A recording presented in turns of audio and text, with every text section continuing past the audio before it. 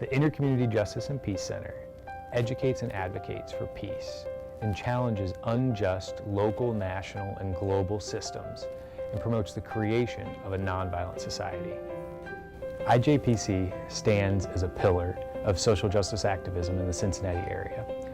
It's been a resource of learning, speaking out, and standing up for the most vulnerable in our society. And it does this by focusing on 4 main areas: ending the death penalty, educating about human trafficking, advocating for immigrant rights, and promoting peace and nonviolence. It was founded in 1985 by 5 communities of religious women, and Ijpc since then, in these 34 years, has brought people together to gather and hope.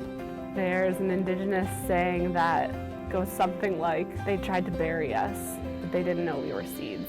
And I think that speaks to the work of Ijpc.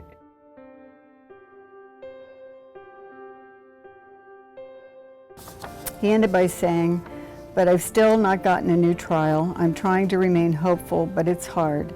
It's hard because no one is hearing my voice, and that's why I'm writing you. Because I think that if you choose to speak out on my behalf, your voice might be heard. I hope you'll read the materials that I've enclosed about my case. There is more information on my website." Tyrone has had a real impact on my personal life because I've introduced his case to my own family, to my son, my daughter, and my grandkids. I have 4 grandkids, and they know about his case. They've watched his video on my computer at home. They've signed cards to him. He's had a huge impact on my life, and I in turn, hopefully have impacted people in my church and my congregation, as well as my own personal family. One of the greatest things that has come out of the committee this year, and something that I've been working on with the committee, is our toolkit, our media toolkit. And this toolkit is a really great way of giving those clear-cut guidelines around how to talk about human trafficking if you're doing a news report, or if you're interviewing somebody, or doing a presentation. So it gives those guidelines of things to say and things not to say, things that will, trigger folks who might have had experience with trafficking or other forms of abuse, connected forms of abuse like domestic violence or intimate partner violence, sexual assault, that kind of thing. And ultimately making the language and the discussion of the topic of human trafficking inclusive. I think our work is at the foundation of any movement. You have to educate people, you have to make people aware that issues like this even exist in the first place, because it is often kept under wraps, it's often kept private and hidden away from public view.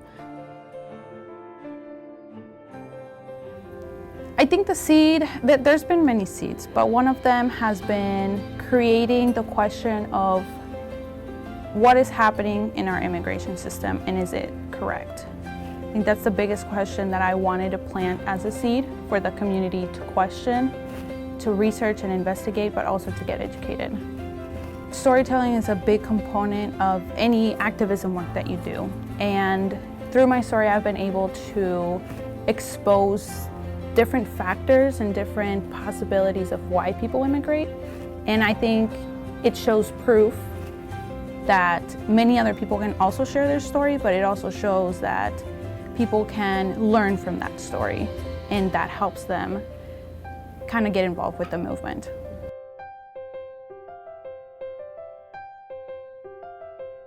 Rethinking Racism is a program that aims to foster a greater sense of community within Cincinnati by offering programming that invites community members to come in and discuss a specific topic, usually regarding racism and other forms of inequality.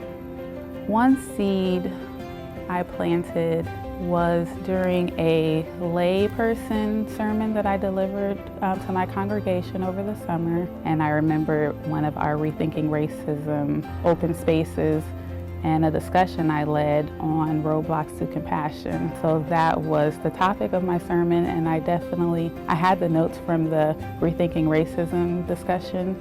So that kind of helped me plug in some of the information and kind of directly transfer some of the perspectives that I was able to benefit from during the discussion and tie that into how we can all build our capacity for compassion.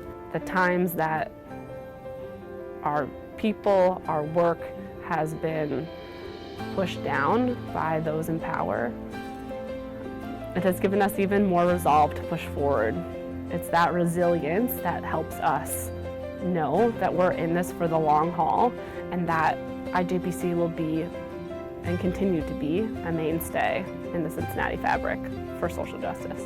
Ijpc has worked to help others plant the seeds that grow social movements, and we want to thank everybody who has contributed to any of those social movements, anybody that works for equity, that works from transitioning power to be from the bottom up, and anybody that just works for the dignity of every human being.